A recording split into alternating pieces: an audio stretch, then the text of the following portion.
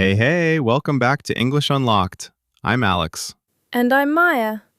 And it is finally the weekend. Well, at least in this studio it is. We are in full Saturday mode right now. Saturday mode. I love that. You know, Maya, last episode we talked about evenings, and I realized something. Evenings are about recovering, but weekends? Weekends are about choices. And those choices are where English gets really interesting. Absolutely. Because how you talk about your weekend says everything about you. Are you a planner? Are you a play-it-by-ear person? Are you the friend who organises brunch and then secretly hopes everyone cancels? Oh, you've met my friends. I am that friend. So today we're going to walk through the entire weekend, from Friday night freedom to Sunday night dread. Making plans, changing plans, canceling plans, and, my personal favorite, making no plans at all. I am so ready. But Alex, before we start, I need to ask you something. Go for it. When I say I want a duvet day, do not judge me. I would never. I am the king of doing nothing. Good. Because in London, a proper weekend requires at least half a day of absolute uselessness. In New York, we call that vegging out, but we'll get there. Let's start with Friday night, the moment work ends. That feeling when you walk out of the office or close your laptop. Friday at 5:30, the sacred moment. In American English, we have a great phrase for that energy. We say, the weekend starts now, or, I'm officially off the clock. Off the clock. I like that. In Britain, we might say, I'm knocking off or I'm clocking off. Knocking off? That sounds like you're stealing something. It does, but it just means finishing work. I'm knocking off early today. And here's a very American Friday phrase. When someone asks about your weekend plans, you say, what's the plan for the weekend? Or, what are you up to? What are you up to? In Britain, we'd say, what are you doing this weekend? Or, have you got any plans? Or even, fancy doing something? Fancy doing something. We learned fancy last episode. Fancy a coffee? Now it's fancy doing something. Exactly. Fancy going to the cinema? Fancy a walk? It's very casual, very British. And in America, instead of fancy, we say wanna. Wanna grab brunch? Wanna hit the park? Wanna do something? Wanna grab brunch? Alex, what exactly is brunch? Oh, brunch is the most important American weekend invention. It's a meal between breakfast and lunch, usually on Saturday or Sunday, usually involving pancakes, eggs Benedict, and very large coffee. And sometimes, if you're in New York, they do unlimited refills on fresh juice. Unlimited juice? Like mango or orange? Yes, all kinds. You pay one price and they keep refilling your glass. Fresh orange juice, mango smoothie, whatever you want. Unlimited fresh juice for breakfast? America knows how to live. It really does. So let's say it's Saturday morning. You wake up naturally, no alarm. What do? If I'm being proper lazy, I have a lie-in. Lie in. British. We say sleep in. Same as episode 1. Lie-in, sleep in. Then I check my phone, and if I have no plans, I make a decision. Am I going to be productive, or am I going to do absolutely nothing? And when you choose to do nothing, what do you call it? A duvet day. I stay in bed, wrapped in my duvet, and I do not leave the house. A duvet day. That is beautiful. In America, we don't have a word that perfect. We'd say, I'm just gonna veg out. Or, I'm having a lazy day. Or, I'm doing absolutely nothing today. Veg out. Like a vegetable? Exactly. Like a vegetable just sitting there. Not moving, not thinking. Just existing. I love that. I'm going to veg out. But Alex, what if you do want to do something, but something small? We say, I'm gonna take it easy. Or, I'm gonna have a chill day. Or, I'm just gonna wander around. Oh, in Britain, we say, potter about. It means to do small, unimportant things around the house or neighbourhood. No pressure, no schedule, just pottering. Potter about. Like Harry Potter? Yes, but without the magic wand. Just me, in my flat, moving from the kitchen to the sofa to the bedroom, doing very little. That sounds perfect. Now, what about making actual plans? Let's say I text you on Friday. Hey Maya, want to grab lunch Saturday? I'd probably reply, yeah, I'd love to. Where do you fancy? Where do you fancy? Very British. In America, we'd say, where do you want to go? Or, what's good near you? Or, I'm down for whatever. I'm down for whatever. That means you agree to anything. Exactly. It means I have no preference. You choose.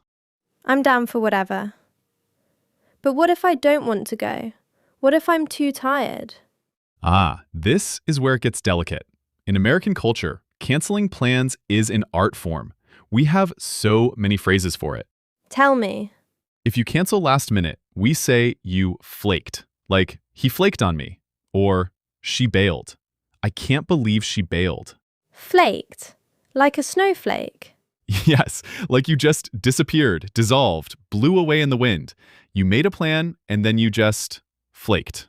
That is brilliant. In Britain, we don't say flaked. We'd say, she didn't turn up, or he stood me up. But that's more for dates. Stood me up is definitely romantic, but flaked works for anything. Coffee, gym, party. And if you cancel politely with the intention to reschedule, we say, can I take a rain check? Rain check, like checking the weather. No, it comes from baseball actually. If a game was rained out, they gave you a ticket to come back another day. So rain check means, I can't do it now, but let's do it later. Oh, in Britain we might say, let's do it another time, or can we play it by ear? But rain check sounds much more official. And if you need a reason, not that you need one, Americans often say, something came up. Something came up. That is genius. It means nothing and everything at the same time. Exactly. It's the perfect excuse. Something came up. No details, no drama, just something. I used to feel so guilty cancelling plans, but now I have something came up. Use it wisely. Okay, let's talk about the plans you actually keep. Saturday afternoon. What do British people do? If the weather's decent, we go to a cafe for a big breakfast. Or we go for a walk, window shopping, maybe catch a film. Catch a film. American, watch a movie. Or catch a movie. Actually, catch works in both. Let's catch a movie. Catch a movie. And what about shopping? Not serious shopping, just looking. Window shopping. That's the same in both. Walking past shops, looking at windows, buying nothing. I am excellent at window shopping. I can look for hours and spend £0. £0, $0. Same skill. Now, what about exercise? Do British people work out on weekends? Some do.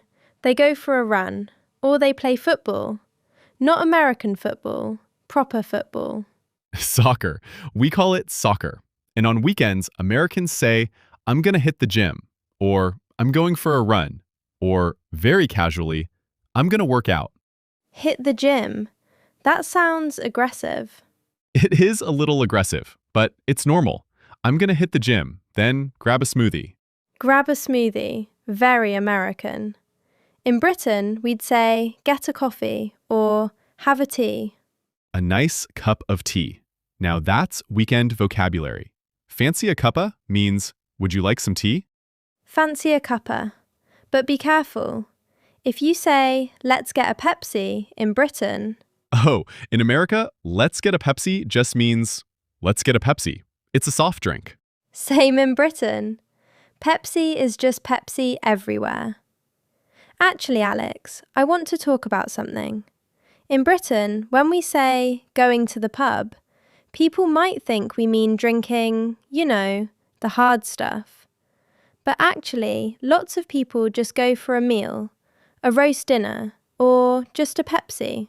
That's a great point. In America too, lots of people go to restaurants or cafes and just order a Pepsi, or a mocktail, or fresh juice.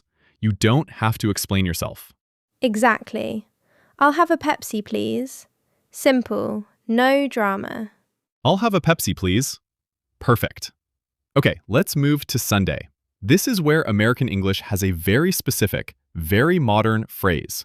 The Sunday Scaries. Sunday Scaries? Like a horror film? Kind of. The Sunday Scaries is that anxious feeling you get Sunday evening, knowing Monday morning is coming. Work, emails, alarms. The weekend is ended. Oh, we don't have a word that good in Britain. We'd just say, I feel a bit down about tomorrow. Or, Monday is looming. Monday is looming. That's poetic. But Sunday Scaries is very American, very real. We even have memes about it. Sunday Scaries. What do you do about them? Usually, I order takeout, watch something comforting, and try not to think about my inbox. Some people do meal prep. They cook all their food for the week on Sunday. Meal prep. Very organised. In Britain, our Sunday tradition is a roast dinner. Then we watch Antiques Roadshow and complain about work tomorrow. Antiques Roadshow. That is the most British thing I've ever heard. It is, and it's brilliant. Alex, can we do a role play? I want to practice making and cancelling plans. Absolutely. Let's pretend it's Friday afternoon. We're texting about Saturday. Okay, I'm ready. Hey, what are you up to this weekend? Want to grab brunch tomorrow? I'd love to, but I'm quite tired. Can I play it by ear? No problem. I'm down for whatever. Just let me know by 10 a.m. Hey, I'm so sorry. Something came up. Can we take a rain check? Of course. No worries. I'm just going to veg out anyway. Maybe next weekend? Definitely. Fancy a coffee instead? Stop. That was perfect. You used play it by ear, something came up, rain check, and fancy a coffee, all in one conversation. Did I? You absolutely did. And notice how natural that felt? You weren't rude. You weren't too formal. You were just a real person. It felt good. It felt like me. That's the goal. Okay, let's look at common weekend mistakes. Be gentle. It's the weekend. Always gentle. Mistake number 1. I have weekend plans. Wait, that's wrong? Almost. You need an article. I have weekend plans is okay, but more natural is I have plans for the weekend, or I've got a busy weekend. We don't usually say I have weekend alone. I've got a busy weekend. I have plans for the weekend. Mistake number 2. I make a party. Oh no. In English, you don't make a party. You throw a party, or you have a party. We're throwing a party Saturday. We're throwing a party. That sounds fun. Mistake number 3. I go to shopping. I say that. No preposition needed. You just go shopping, or go window shopping, or go grocery shopping, but never go to shopping. I go shopping. I go grocery shopping. And mistake number 4, using will for all future plans. I will meet you at 10. It's not wrong, but it's too formal for weekend plans. Native speakers use going to or present continuous. I'm gonna meet you at 10, or I'm meeting you at 10. Will sounds like a weather forecast or a promise in a movie. So, I'm gonna grab brunch is better than I will grab brunch. Much better. Will is for robots and wedding vows. Noted. Now, something fun. Describe your ideal weekend. No work, no stress, just your perfect Saturday and Sunday. Okay, my perfect weekend. I'd sleep in until 9, no alarm. I'd wake up naturally, make a proper cup of tea, and just potter about the flat for an hour, no rush. Then I'd meet a friend for a late brunch, or a big breakfast at a cafe, depending on the day. We'd catch up, maybe go for a wander, maybe do some window shopping. Then in the evening, I'd order a takeaway, veg out on the sofa, and binge watch something brilliant. Sunday? Duvet day. Proper lazy. Tea, biscuits, a book, maybe a walk in the park if the weather's nice. No Sunday scaries because Monday doesn't exist in my ideal world. Maya, that was beautiful. And you mixed British and American English so naturally. Sleep in and lie in. Potter about and veg out. takeaway and binge watch, duvet day and Sunday scaries. You didn't pick a team, you just lived. Did I really? You did, and that's what weekends are for. Not perfection, just living in your own English. Alex, that is exactly what I needed to hear. Okay, friends, time for our word tour, weekend edition. Repeat these, make them yours. Active learning, let's do it. Sleep in, American. Lie in, British. Same meaning. Sleep in, lie in. Veg out, American. Have a duvet day, British. Both mean doing nothing. Veg out, duvet day. Potter about, British. Take it easy, American. Both mean relaxed, unhurried activity. Potter about, take it easy. Fancy doing something, British. Wanna grab, American. Both ways to invite someone. Fancy doing something? Wanna grab coffee? Flaked, American. Didn't turn up, British. Both mean canceling last minute. Flaked, didn't turn up. Bail, American. Pull out, British. Both mean canceling plans. Bail, pull out. Rain check, American. Do it another time, British. Both mean postponing politely. Rain check, do it another time. Something came up. Universal excuse. Perfect for both. Something came up. Hit the gym, American. Go for a run, both. Play football, British. Play soccer, American. Hit the gym, play football, play soccer. Unlimited juice brunch, very American. Go to the cafe, very British. Both weekend traditions. Unlimited juice brunch, go to the cafe. Window shopping, both. Catch a movie, both. Meal prep, American. Sunday roast, British. Window shopping, catch a movie, meal prep, Sunday roast. And the final treasure, Sunday scaries, American. Monday is looming, British. That end of weekend feeling. Sunday scaries, Monday is looming. 20 weekend phrases, 2 accents, 1 perfect lazy Saturday. A bilingual weekend. I love that. Alex, before we finish, one piece of advice. How do our listeners actually use this tomorrow? It's the weekend. They want to practice. Here's my advice. This weekend, send 1 text in English. Just 1. To a friend, to a language partner, even to yourself. Fancy a coffee? Or, wanna grab lunch? Or, I'm gonna veg out today. Rain check? Send it. Read it. Feel how natural it is. 1 text, not scary. Not scary. And then, when someone asks, what are you up to this weekend? Try 1 new phrase. Not much, just taking it easy. Or, I've got a busy one actually. Small steps. Small steps. But on weekends, even small steps feel like a stroll. A weekend stroll to fluency. I love that. Thank you for spending your weekend with us. If you enjoyed this, like it, share it with a friend who needs better weekend vocabulary, and subscribe for our every conversations. And tell us in the comments, are you a planner or a duvet day person? Do you get the Sunday scaries? We read everything.